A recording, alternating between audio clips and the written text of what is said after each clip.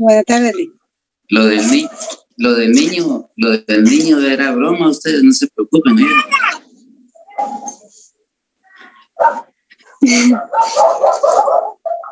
Que se busquen un niño ahí para estar con ustedes y eso era una broma, no es para que de veras lo anden buscando.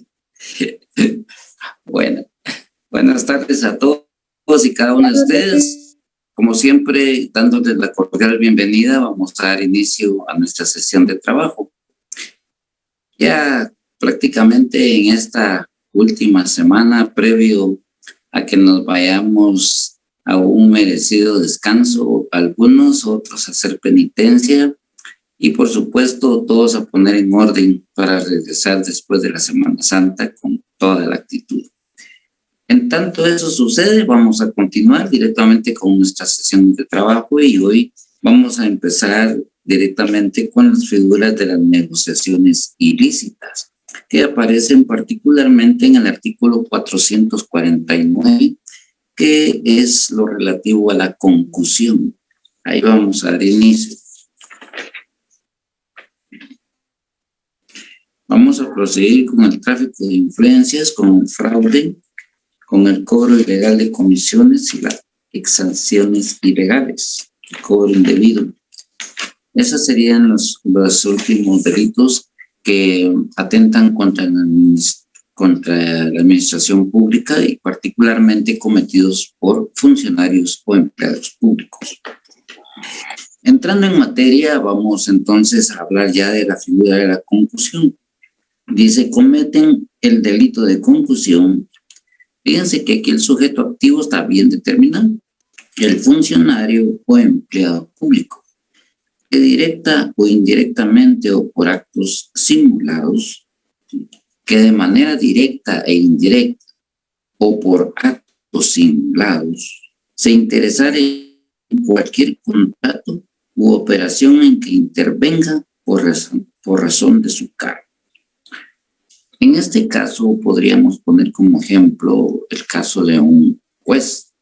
El caso de un juez en el que él, de alguna manera, es un funcionario o empleado público. Actúa de manera directa porque él es el juez y hay que resolver un asunto.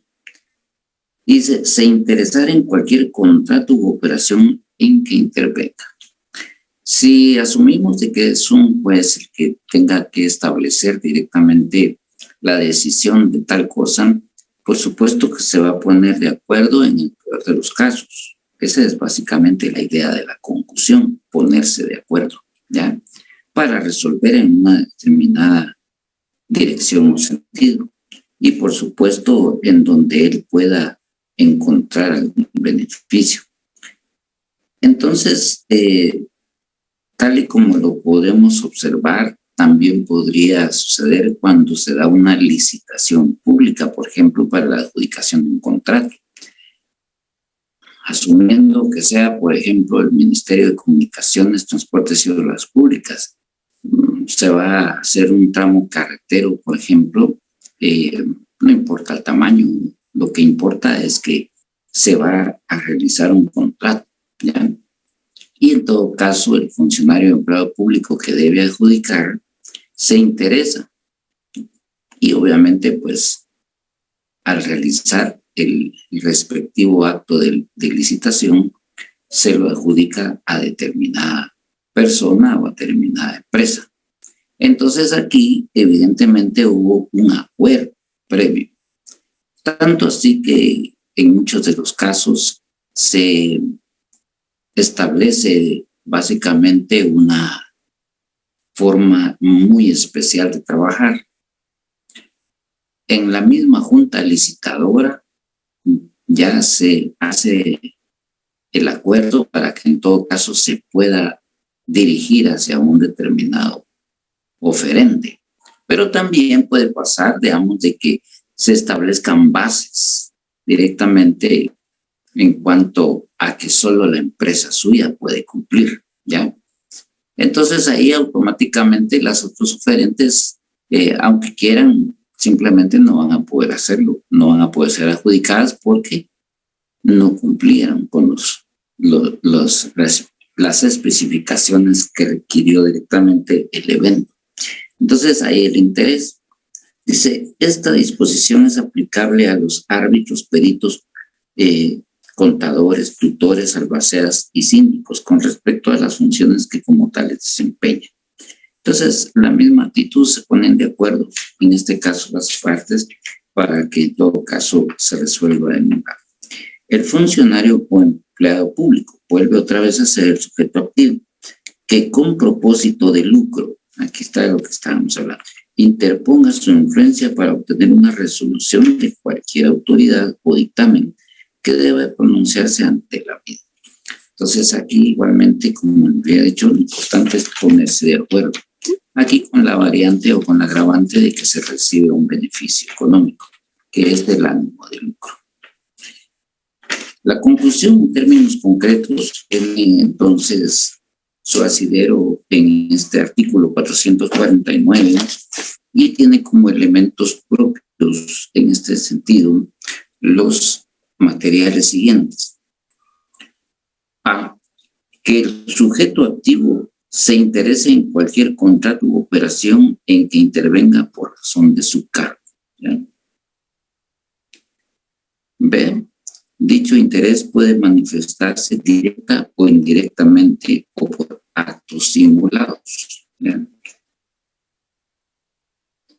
Y el elemento interno, que no es más que el elemento subjetivo, que es lo que mueve directamente al sujeto activo a hacer, se encuentra con un dolo específico, consistente en la voluntad y conciencia en el agente de estar consciente de que obra sin derecho y en este caso abusa de su cargo, de su autoridad de encargado de un servicio público para lucrar con ella.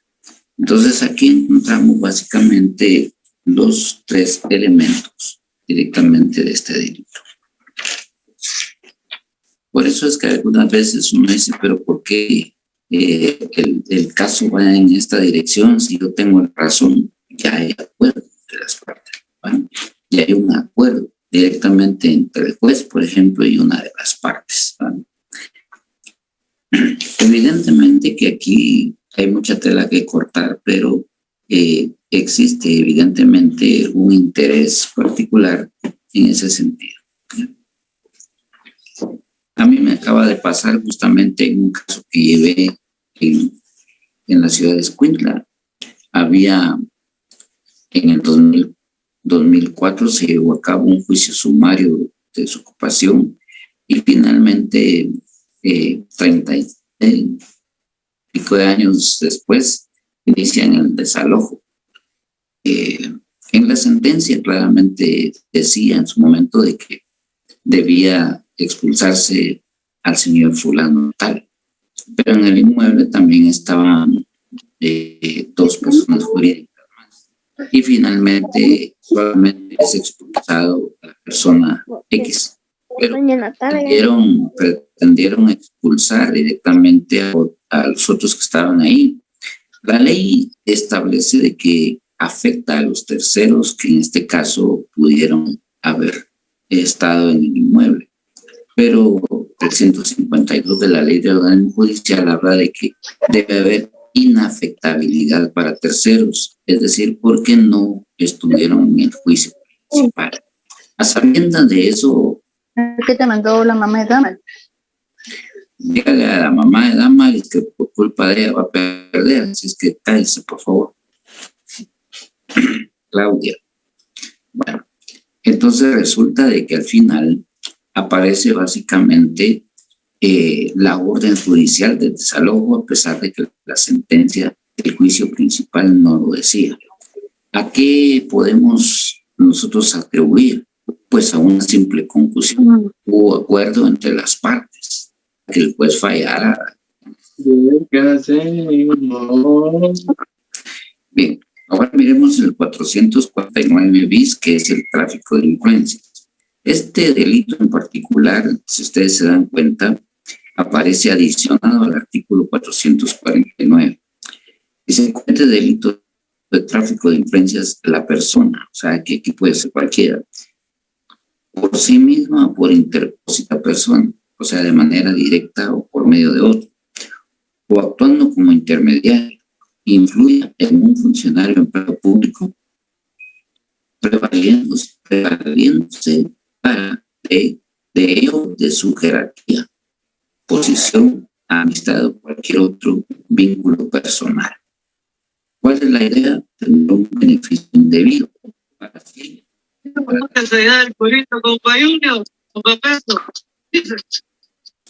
Voy a hacer esta pausa nada más, estimados compañeros, porque si existe otra intervención abusiva, en este caso de los compañeros que abran sus micrófonos, voy a cerrar la sesión y voy a dar por cancelada y por punto visto el tema.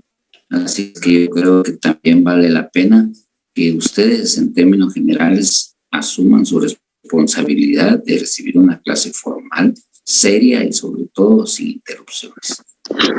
Es molesto. En el caso de Iris Lemos, por ejemplo, es molesto que uno tenga que prepararse para una clase y ustedes la echen a perder por estar interrumpiendo cada rato. Así es que es la última advertencia que queda.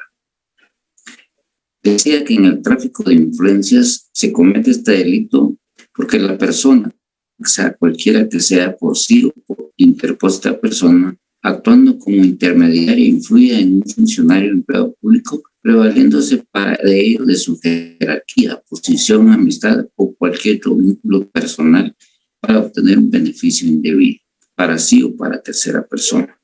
En un asunto que dicho funcionario empleado público esté conociendo o debe resolver, haya no detrimento del patrimonio del Estado o de un tercero. Si el responsable de este delito será sancionado con prisión de 6 años e inhabilitación especial. La misma pena tendrá la persona que en forma directa o indirecta solicite o acepte un beneficio, ¿ya? Aquí obviamente pues podríamos estar hablando de una figura de cohecho, sin embargo, aquí la idea es que se va directamente como parte de este delito en particular, con el fin de utilizar su influencia real o supuesta en un funcionario o empleado público para obtener un beneficio indebido para sí o para tercera persona. Si el funcionario o empleado público que esté conociendo, deba conocer o resolver el asunto es un funcionario o empleado de la Administración de Justicia, se encuentra el doble de la pena. O sea que aquí existe una agravante existente en el propio delito cuando se aumenta la pena, precisamente porque es otro funcionario el que intercede, en este caso con otro funcionario. Aquí entonces encontramos elementos interesantes que en particular salen directamente del propio tipo penal. Aquí entonces miramos, por ejemplo, el sujeto, en este caso el material, que es el elemento material en sí, es influir en un funcionario o empleado público, ¿ya? Aquí el verbo rector entonces es influir en un funcionario o empleado público valiéndose de su jerarquía, posición, amistad o cualquier otro vínculo personal para obtener un beneficio indebido para sí o para tercera persona. Esto desafortunadamente puede encontrarse fácilmente en la medida en que aparezca directamente usted, por ejemplo, y me diga, no tenga pena, el juez es mi amigo, vamos a ver cómo lo ayudo. Ya ahí hay un tráfico de influencias. La figura se agrava, por ejemplo, si usted es la juez, yo soy el abogado, y hay otro juez de por medio, por ejemplo, me diga, no tenga pena, yo le voy a hablar. En todo caso, para que le resuelvan favorablemente. Entonces aquí aparece la denominada tráfico de influencias en forma agravada, podríamos decir, porque lo que se agrava directamente es la pena, porque se aumenta en este caso. El elemento subjetivo interno siempre será la conciencia y voluntad por parte del sujeto activo de realizar el acto de influir directamente. Esta figura lamentablemente es muy usual y por supuesto que lleva consigo la responsabilidad del funcionario o empleado público para los efectos de. Y por eso es que es importante establecer directamente una responsabilidad directa, una responsabilidad en este caso para el funcionario o empleado público. Bien, nos trasladamos a la figura del 450. Aquí el concepto de fraude, del que hace alusión al artículo en particular, viene concatenado con la figura del engaño, la figura del ardid, es decir, la trampa, para que se pueda realizar directamente un acto y que obviamente pues, salga beneficiado, en términos generales, el funcionario empleado público o un tercero. Nuestra legislación habla de si comete delito de fraude en la administración pública. Acuérdense que aquí el sujeto pasivo es el propio Estado, es decir, la administración pública. El funcionario o empleado público son los sujetos activos. Quien ejerza funciones públicas o quien con ocasión de uno o más contratos con el Estado de ejecución de obras o más o servicios intervenga en cualquier fase de los procesos de licitación, cotización, adquisición, compra, concesión, subasta, liquidación, procesada directamente o por medio de otra unidad ejecutora. Usar cualquier artificio para defraudar al Estado. Bueno, se recordarán ustedes que hace un par de años, menos un año tal vez, se habló mucho de que la Universidad de San Carlos iba a construir un centro universitario de medicina en la ciudad de Quetzaltenango. Y resulta de que finalmente nunca se construyó nada.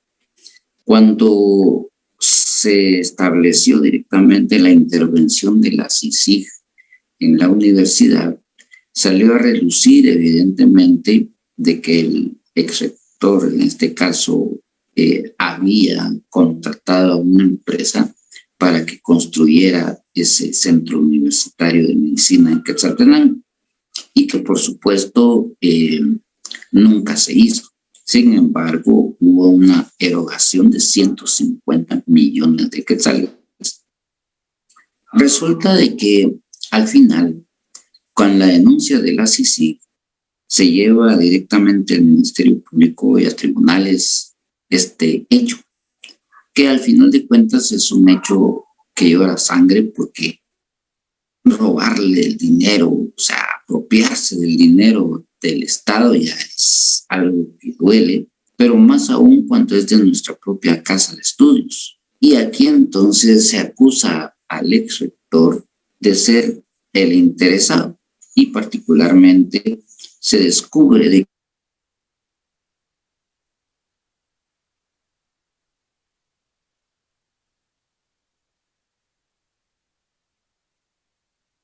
pues cuando se revisa en términos concretos que dentro del contrato ahí viene el activo, ahí viene la trampa.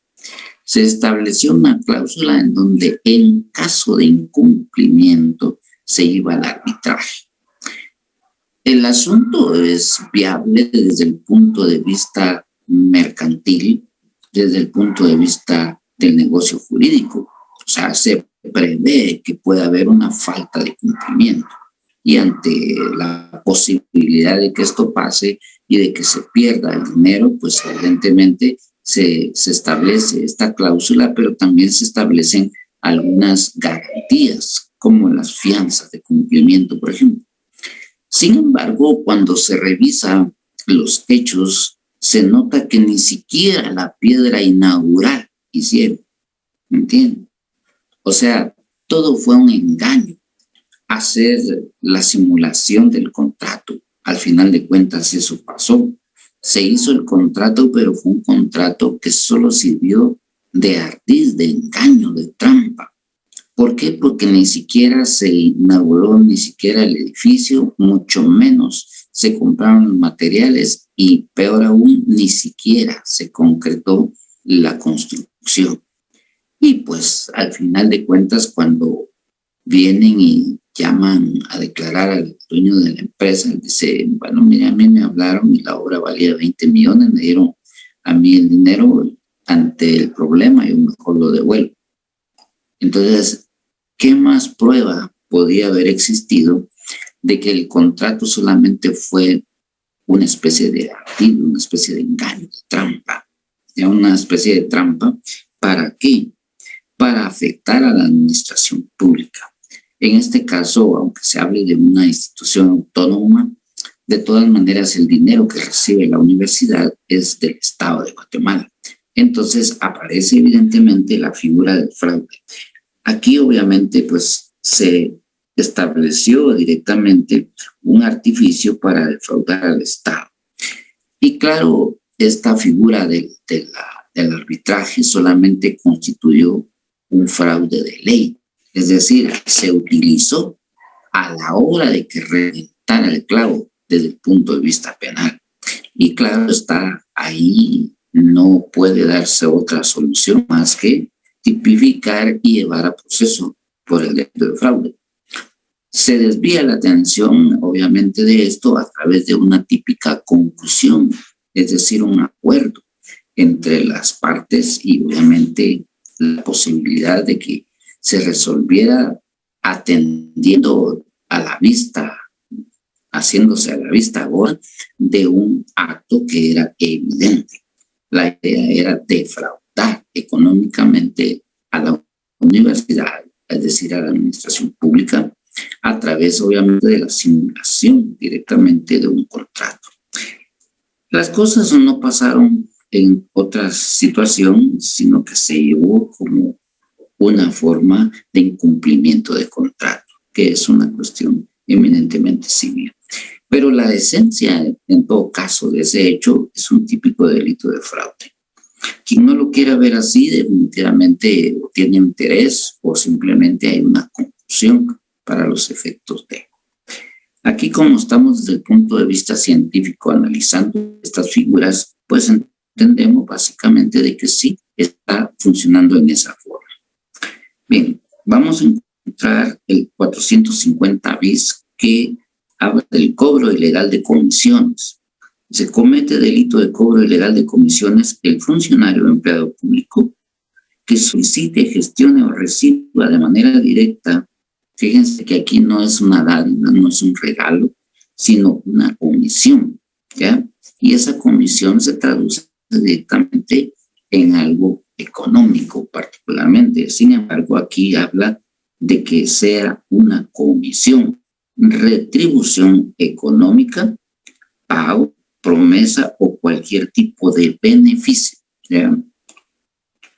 Para que se realice o adjudique por sí o por tercera persona contrato de cualquier índole u obra pública, ¿ya?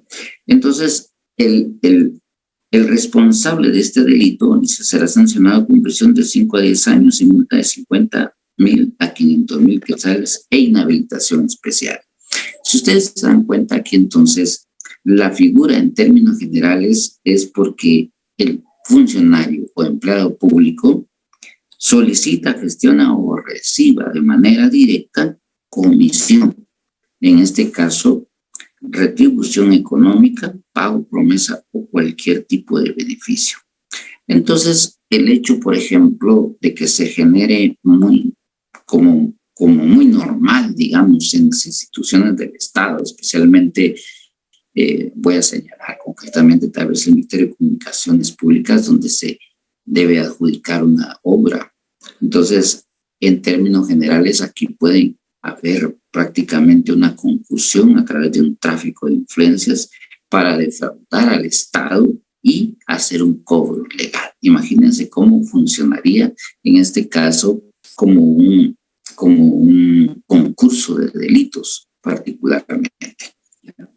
Pero el hecho en sí no necesita directamente es que sea propiamente en todas esas dimensiones. El solo hecho de que se pida la comisión, ya fue adjudicado el contrato, ya está, y ahora hay que pagar.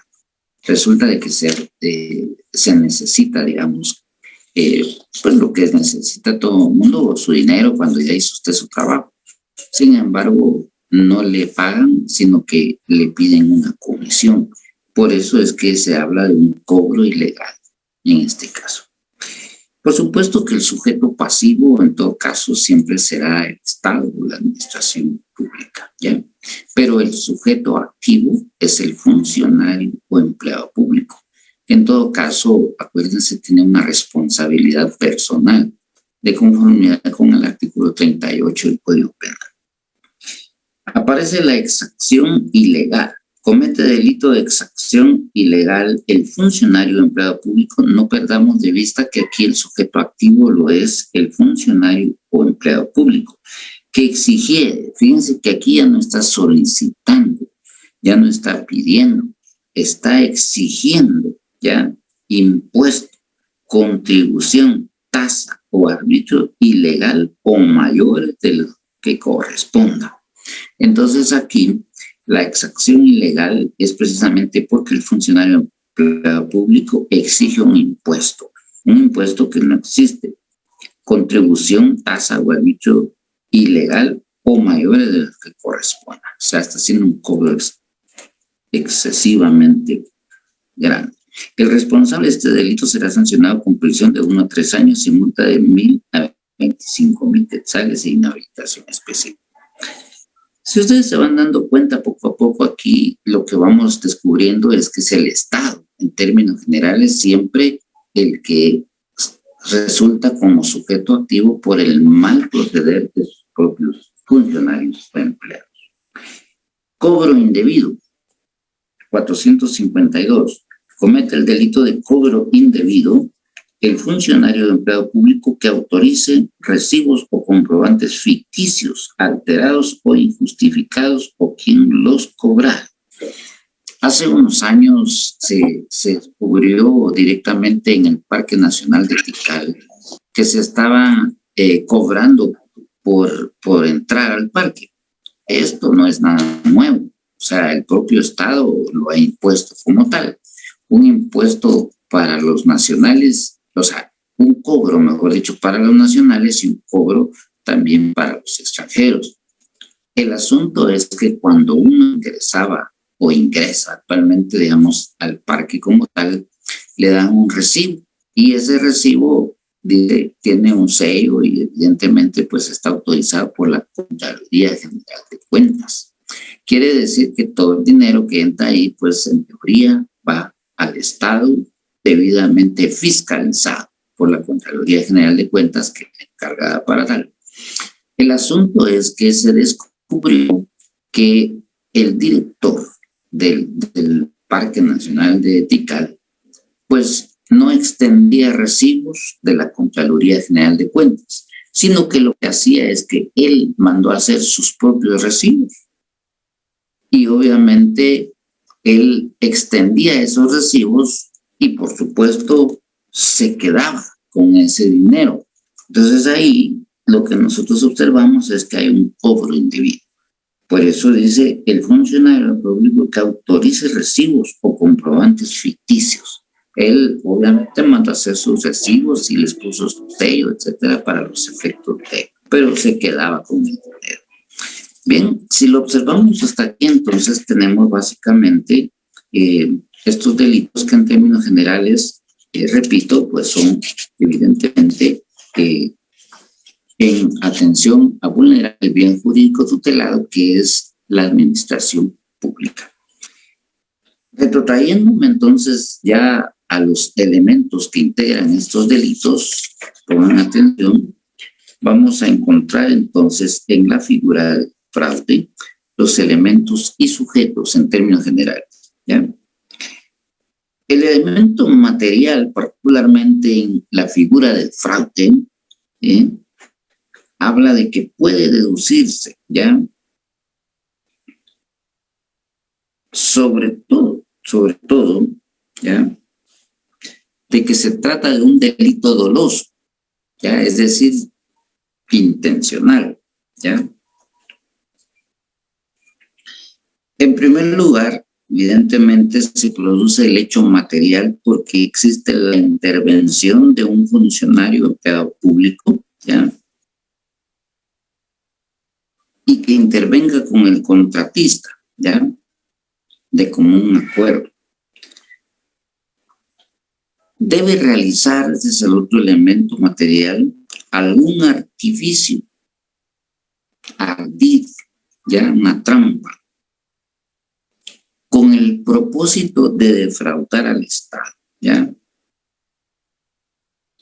Esto significa entonces de que debe hacerse con plena conciencia y voluntad por parte del sujeto activo, que es el elemento subjetivo en términos generales, la plena conciencia y voluntad.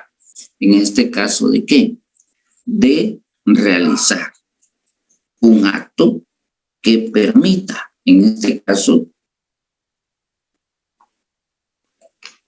defraudar al Estado. Ese es directamente el elemento subjetivo, propiamente dicho.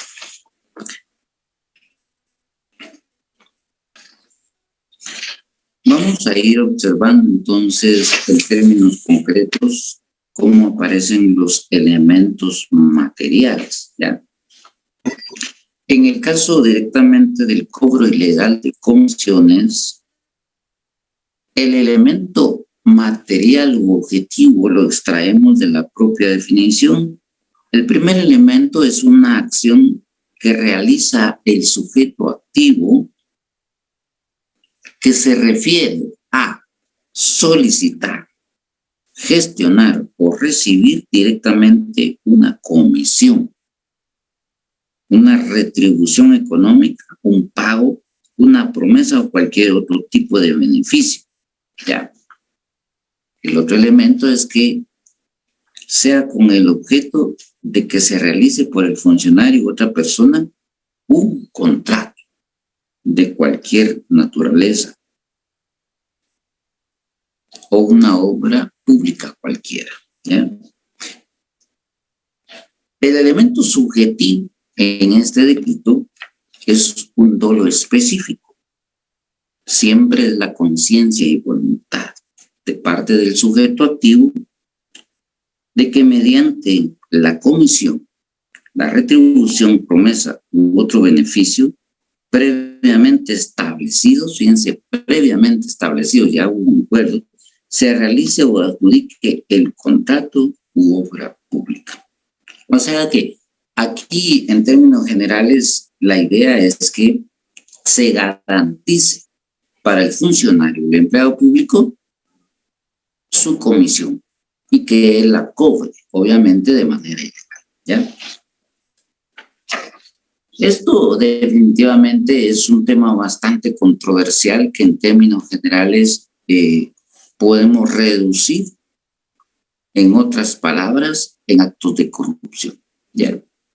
Y es que el problema es que la corrupción no deja recibo, ¿ya? Entonces es materialmente difícil comprobar estos delitos, sin embargo, pueden pasar. Hace un tiempito atrás sucedió un caso en el Ministerio de Cultura y Deportes, en donde, pues obviamente hubo adjudicaciones de construcciones de obras de cualquier naturaleza. Hubo todo un andamiaje adentro del Ministerio de Cultura que se estaban haciendo, obviamente, tráfico de influencias, cobros ilegales, cobros de comisiones, cobros indebidos, etcétera. Pero sale a luz particularmente un acto de corrupción porque al final de cuentas una persona de los integrantes de toda la red que estaba funcionando adentro y fuera, o sea, por funcionarios o personas particulares, no le dan su comisión como a una de las partes. Entonces, viendo que todos se repartían el dinero y menos a él, denuncia. Y entonces señala que contratos en términos generales fueron adjudicados de manera ilegal, de qué forma fueron adjudicados, etc. Entonces sale a luz directamente la Fiscalía contra la Corrupción del Ministerio Público actúa y obviamente lleva a tribunales este caso. Pero ¿por qué sale en términos concretos? Pues como decía, no es que la corrupción, como no extiende recibos, entonces simplemente no se puede comprobar. Pero aquí sí se pudo comprobar. ¿Por qué? Porque existió uno de los empleados públicos que fue burlado.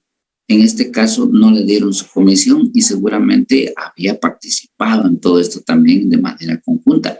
Pero como no le dieron su comisión, entonces lo que hizo fue denunciarlos. Y obviamente, pues, en este caso, con el hecho en sí, y salió a relucir incluso hasta llamadas telefónicas en donde se estaban hablando, por ejemplo, le decía a Shirley, debe estarse durmiendo, mire, póngase las pilas, ponga esto que hizo mal, traiga este documento que no funcionó, o sea, este no sirve, traiga otro, y así, o sea, hay incluso llamadas telefónicas donde se hace constar tales extremos, ¿ya? Ingrid, Camey, tú levantas la mano, ¿tienes alguna duda? ¿No? Ok. No, licenciado, perdone. Vale, no tengas pena. Entonces, si vamos observando en términos generales aquí, existe la forma en que el funcionario o empleado público está actuando y, por supuesto, en contra del propio Estado. Aquí, entonces, observamos de que el sujeto activo y el sujeto pasivo lo será siempre el funcionario o empleado público. El bien jurídico tutelado, en este caso, es la administración pública, ¿ya? El sujeto pasivo lo es el Estado, en términos generales, ¿ya? Evidentemente que son delitos dolosos, ¿ya? O sea, no se cobra indebidamente. Por ejemplo, el caso del director del parque de Tikal, que en términos concretos él mandó a hacer sus propios recibos, les puso sus sellos y ese era el que entregaba cuando la gente entraba. O sea, nada es por casualidad, nadie llegó y tiró, o cuando él se despertó a la par de su cama, estaban los recibos diarios, ay, lo voy a hacer ahorita con eso, no.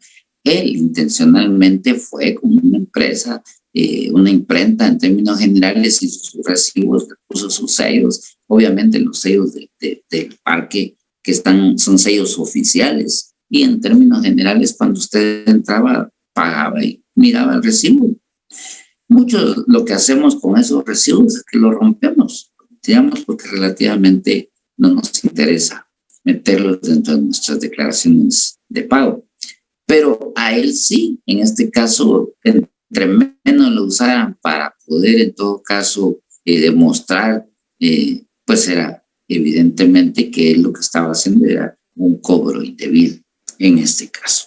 Entonces, al final de cuentas, el Estado se da cuenta de estos hechos precisamente porque en un momento determinado me imagino que alguien lo utilizó para una declaración de pago, que se dio sus impuestos y resultó de que era un recibo ficticio. Igualmente pasa, pues en este caso se habla de que hay, por ejemplo, una denuncia particular, posiblemente algún adversario o enemigo de él, y denunció este hecho, que se estaban cobrando y extendiendo recibos ficticios para poder entrar al Parque Nacional de Tikal. Obviamente, pues aquí entonces nosotros vemos de que las cosas suceden porque finalmente el Estado lo que requiere en términos concretos es de que exista un actuar particular de los funcionarios o empleados públicos de manera ética. ¿Por qué? Porque representan al Estado en términos generales. ¿Alguna pregunta, estimados compañeros, cuando estamos a las 6:32? ¿Alguna pregunta? Licenciado, buenas noches. Solo una duda, ¿cómo se puede llevar esto a una persecución penal en esos casos de los empleados que no pueden ser investigados y para esos casos? ¿Cómo así que no pueden ser investigados? Sí, he escuchado unos casos donde, no recuerdo bien cómo se llama este derecho que ellos tienen de no poder ser investigados a menos que tengan algún, como dijera, un antejuicio. Algo así. Bueno, es que en este caso el funcionario empleado público que goza del derecho de antejuicio, ¿ya? Es un funcionario de alta jerarquía, ¿ya? Entiéndase, por ejemplo, un director, un viceministro, un ministro, ¿ya? Ahorita, por ejemplo, hay un gran y enorme lío en el Ministerio de Cultura y Deportes, no sé si han escuchado ustedes las noticias, en donde existe una controversia porque se hicieron las adjudicaciones de unas de las compras de unas pelotas y unos uniformes que finalmente resultaron ser pues peor que los que venden en el mercado. A los que venden en el mercado por lo menos vienen cocidas las pelotas. Estas eran de una vez como que agarraron una vejiga, la inflaron y se la entregaron. ¿Me entienden? O sea, al final de cuentas hay actos que son evidentes. Y cuando hay denuncias con mayor razón, existe actualmente, pues en todo caso, la intención de llevar a juicio a este ministro. ¿Qué es lo que pasa? Que como el derecho de antejuicio está presente como no como un regalo o como una forma de garantizar la impunidad, no, sino es un privilegio que se le otorga a los funcionarios de alto rango para que realicen el ejercicio de sus funciones sin mayor problema. Imagínense que se diera el caso de que a usted lo nombran ministro y empieza usted a realizar sus actos. Obviamente siempre va a haber gente interesada, enemigos personales o enemigos políticos que estén al pendiente de todas sus actuaciones. ¿Qué pasaría si, por ejemplo, cada persona llegara y denunciara cada acto que usted hace? Usted se mantendría más en los tribunales que en el despacho ministerial y obviamente atendería situaciones de orden legal más que actos administrativos propios de su función. Entonces, lo que sucede es que se permite que en este caso el funcionario que ha sido nombrado para ese cargo pues goce de una protección evidentemente para que lo dejen trabajar, ¿ya? Pero eso no significa impunidad. Evidentemente que si hay actos de corrupción y son legítimamente comprobables, entonces habrá una responsabilidad, en este caso de orden penal. ¿Por qué razón? Porque existen precisamente estos delitos que atentan contra el propio Estado. O sea, miremos ahorita, miremoslo así desapasionadamente. ¿Qué pasó con el dinero que se ha entregado directamente al ministerio? Se entregó en su momento al Ministerio de Salud Pública, por ejemplo, cuando sufrimos la pandemia, ¿ya? Pues se esperaba de que el dinero que se había dado en préstamos de urgencia nacional era para comprar las famosas vacunas contra el COVID. Y finalmente resultó en un gran fraude para el Estado.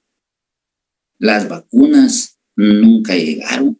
Y las pocas que llegaron sobrevaloradas. O sea, la propia Organización Mundial de la Salud había dicho de que a la hora de comprar las vacunas debía hacerse de manera directa con el fabricante. Y así taxativamente dijo no a través de intermediarios. ¿Por qué? Porque se trataba de un acto de humanidad, pues, o sea, de hacer las cosas transparentes, porque era gente la que se estaba muriendo y que las medicinas iban a ser prácticamente su salvación. ¿Qué hizo el gobierno de Guatemala? O sea, no lo estoy inventando yo, ni estoy hablando mal del gobierno porque yo quiera hacerlo. Las informaciones de prensa, los actos públicos que se hicieron evidentes, dieron la pauta de entender de que si se dijo que no se necesitaban de intermediarios y el Estado de Guatemala compra las vacunas a Rusia por medio de un intermediario, ya ahí estaba faltando a la regla. Luego, las famosas vacunas vinieron algunas ya vencidas y otras de alguna manera nunca llegaron. O sea, los millones de dólares, en este caso hasta de euros, me puedo imaginar, que fueron autorizados para las compras, fueron sobrevaloradas. Y ya no imaginemos las jugosas comisiones que se pudieron haber cobrado precisamente por estos actos. ¿A quién se le adjudicó? Entiéndase, tráfico de influencias. ¿A quién se le adjudicó? O sea, hay actos evidentes en donde si se da la historia puede juzgarse y obviamente, mire, si aquí las cosas hubiesen funcionado como debió haber sido, ese ministro debió haber sido pues investigado previamente y por eso se llama antejuicio, porque es antes del juicio, porque hay indicios racionales de criminalidad, es decir, indicios que nos hacen pensar de que se cometió un delito. Entonces, debió haberse presentado la correspondiente denuncia para los efectos de que se nombrara, en este caso, un juez pesquisidor, es decir, un juez ajeno que en todo caso investigara, documentara y finalmente diera su dictamen y dijera, bueno, sí hubo fraude, sí hubo tráfico de influencias, sí hubo cobro, en este caso de comisiones, ¿ya? Cobro ilegal de comisiones. El ministro no puede decir que no sabía, porque ahí está la firma de él en el contrato, ¿ya?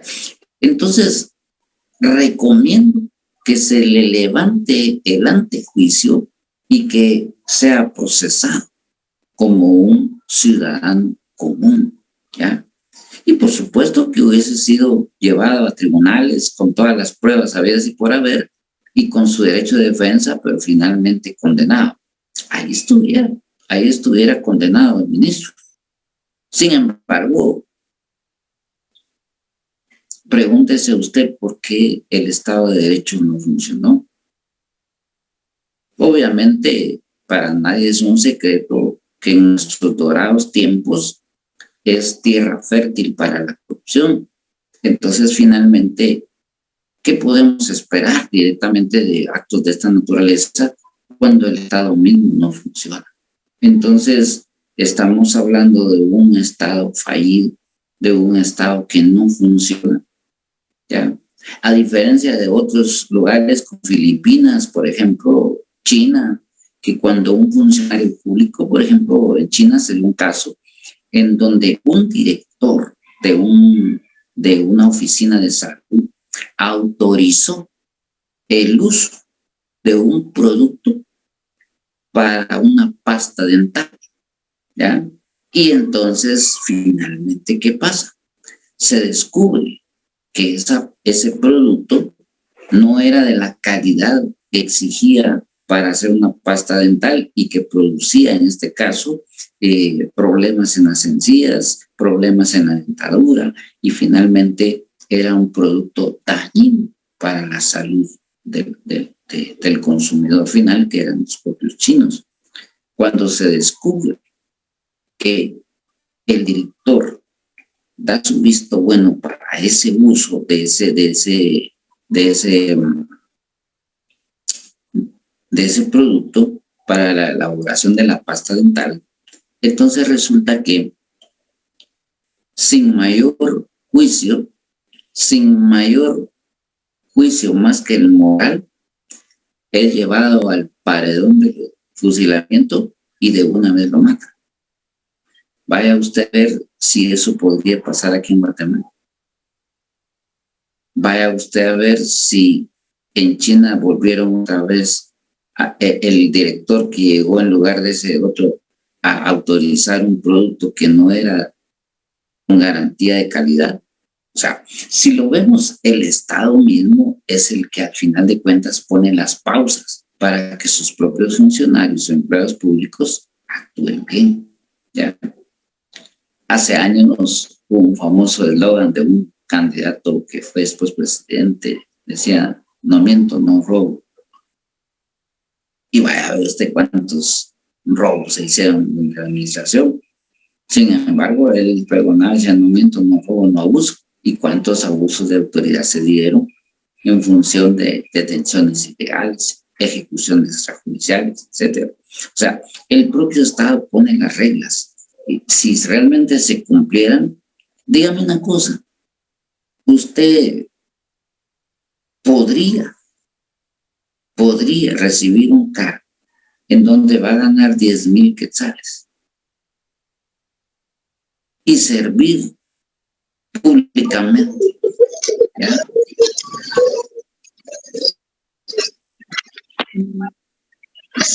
En donde invirtió cantidades millonarias para llegar a ese cargo.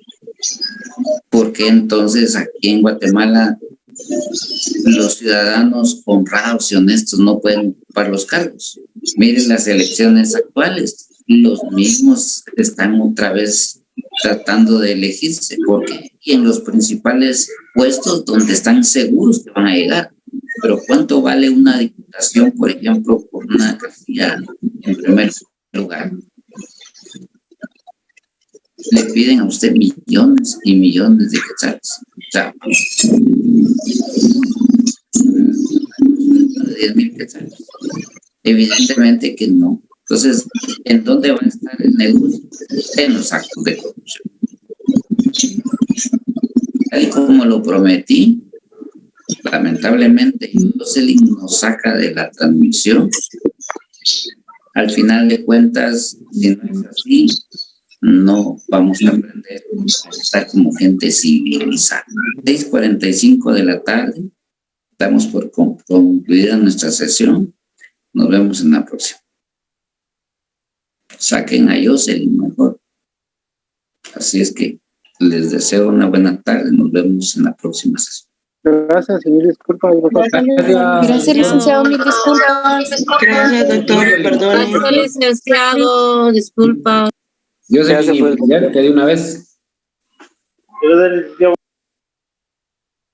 Ya se fue el doctor. Bueno, muchas gracias a Dios, les que de una vez. Gracias, compañero. Lincharla. Hay que linchar, hay que pegarle juego, oiga. No sé qué podemos hacer para evitar eso. Él se molesta demasiado. La compañera el asunto es que de ahorita en adelante así va a ser su actuar. Y esa de aquí en chava. adelante así va a ser. Así lo va a hacer el doctor de aquí en adelante. Entonces mejor tómenlo bien en cuenta porque nos va a dejar empezando una clase y nos va a dejar con tema visto, pues. Pero la compañera que dejó ahí el encargado, por favor, no miren que no bajan el micrófono. Hay que sacarlos. Que ella nos haga favor.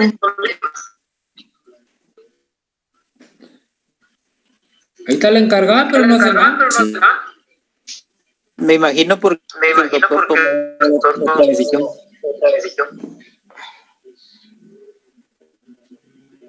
Pero es de tener cuidado con los micrófonos, compañeros, de verdad, porque es obvio que nos puede pasar a cualquiera, pero como que esa chica sí fue bastante obvia, ¿verdad? Ahí está Sí. el doctor todavía. No, y es que sinceramente, compañeros, me imagino la postura del doctor debe ser molesto, pues, y para uno es molesto, ¿verdad? Para el doctor debe ser bastante molesto también. Si alguien la conoce, por favor, hágale ver. O sea, sí, de repente es algo que nos puede pasar a cualquiera, pero en su mayoría lo que no lo hemos hecho, hemos tenido ese cuidado, pues.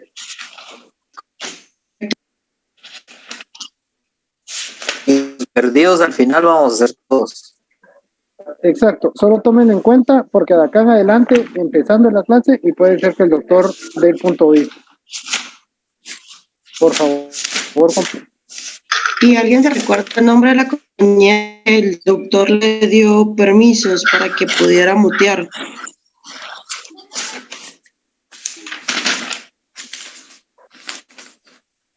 Yo creo que era Ilse la que le habían dado permiso. No era otra persona, pero creo que no está hoy en clase. Y creo que cada día le da permiso, no la deja de una vez. Si no, tal vez lo que podemos hacer es de que hablemos con el licenciado, que nos pongamos de acuerdo, pongamos la votación de que se quede una persona al inicio de la clase o de los primeros que ingresen, que le dé a esa persona el permiso para que esa persona sea la encargada, ¿verdad? De estar muteando a esta gente. Ahí sí que pendeja una vez. yo lo veo difícil, bien difícil, porque el licenciado precisamente lo que quiere es que él lo puede hacer, se puede mutar. A él lo que quiere, pienso yo que el doctor lo que quiere de entradita, pero vamos a ser responsables con esto. Eso pienso yo. Entonces, mejor, La verdad que tienes razón, porque vamos en el quinto semestre. Mejor publiquémoslo en los grupos. Diría yo, mejor publicarlo y decir que el día de hoy nos sacaron a consecuencia de eso. Opino lo mismo. Seguir una instrucción de un trabajo, va a poder seguir una instrucción de esto todos los días. Bueno, compañeros, ¿qué Feliz noche. Buenas noches, compañeros. Yo creo que todavía terminó la clase. Buenas noches. Feliz noche. Feliz noche.